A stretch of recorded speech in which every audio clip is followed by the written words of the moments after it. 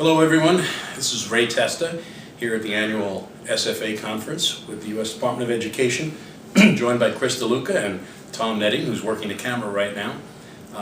What we'd like to do is, having concluded the first 2 days of the conference, give you a little update, some key takeaways on sessions that we've attended.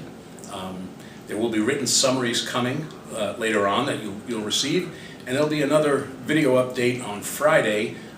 I may not be available to join you for that, but I believe Tom will wrap up that summary for the last 2 days of the conference.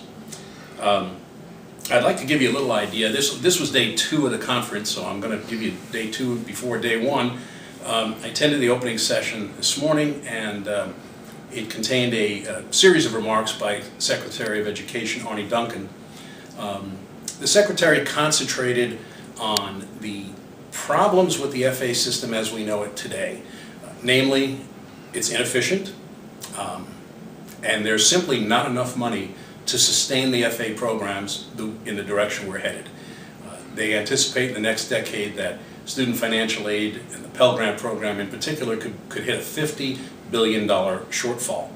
So the administration is looking for ways to change the approach, look for innovation. They're looking to establish a college rating system that would explore different ways to evaluate schools based on the population that they serve and the outcomes that the school produces. So for example, a school that does a good job educating and graduating Pell Grant recipients might find itself in a more advantageous position with regard to the FA programs. Unfortunately, that approach may be at odds with some of the other initiatives that are going on right now, but we're going to have to see how a lot of that plays out. Chris, why don't you give the folks a little insight into one of the sessions you attended? Well, I think one of the main focuses here has been the department's overall idea of making sure that students and families have adequate information for them to make informed decisions about higher education choices. And to that end, a couple of sessions that I attended, one was on FA disclosures, and it was a good summary of the key elements and the critical disclosure items that schools need to have in place to make sure that they're complying with the government regulations. The challenge, of course, is that there's so much disclosure requirements out there, and making sure, how do you test and how do you check to make sure that your school's compliant.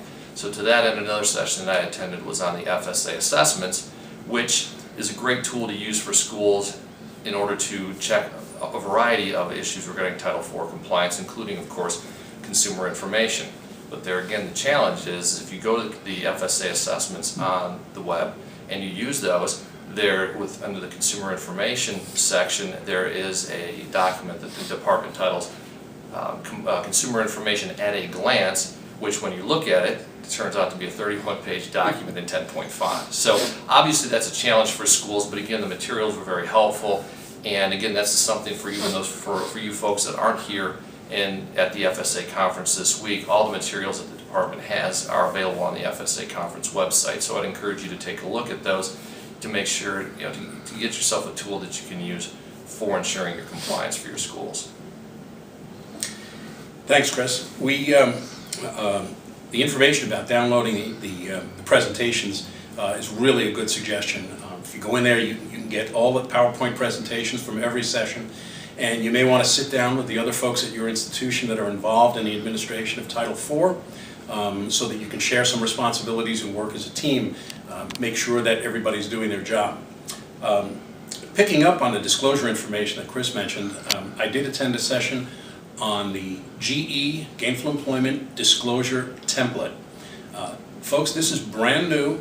They've been talking about it for a while. They have finally introduced it just about a week before the conference.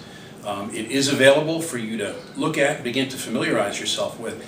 I strongly encourage everyone to do so because you are going to be required to implement this disclosure template on your website and in your promotional materials no later than January 31st, 2014. Now, that's really not a whole lot of time away. You're talking about 6.5 weeks.